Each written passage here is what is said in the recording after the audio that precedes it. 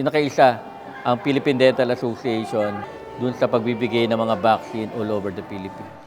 The duties of my present position. Sa 77th induction ceremony ng mga bagong opisyal ng Philippine Dental Association Camarines Sur Chapter, ipinagmalaki ni PDA National Chapter President Dr. Emmanuel Centeno ang malaking kontribusyon sa gobyerno ng kanilang 120 chapters sa paglaban kontra sa COVID-19. Isa umano rito ang aktibong pakikiisa ng mga kasapi ng PDA sa pagbabakuna laban sa sakit. Pero sa kabila umano ng mahigpit nilang pag-iingat, ay marami pa rin sa kanila ang dinapuan ng bagsik ng coronavirus na agad naman umanong inalalayan ng asosasyon. Tinulungan po namin 3,000 for COVID positive, whether isolated or hospitalized, and 25,000 for those critical. Ayon kay Dr. Centeno, nasa higit 30,000 na Pinoy dentists ang nakatala sa Professional Regulation Commission o PRC. Kabilang narito ang 22 bagong miyembro ng PDA CAMSUR.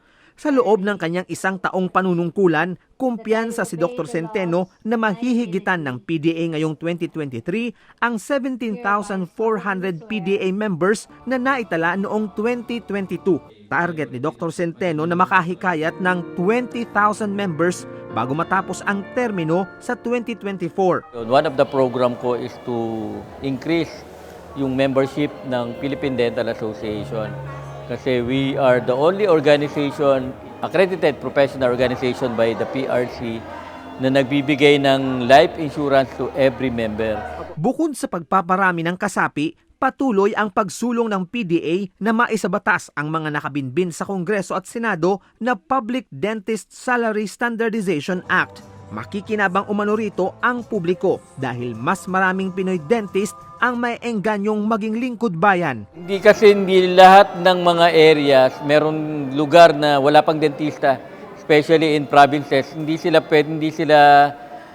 nakukuha ng government because of the low salary grade. Mababa dun sa kumbaga kikitain ng dentista. Patuloy din ang pakikipag-ugnayan ng PDA sa DILG at PNP para sa puspusan na kampanya nito laban sa mga nagsasagawa ng illegal practice of dentistry sa bansa.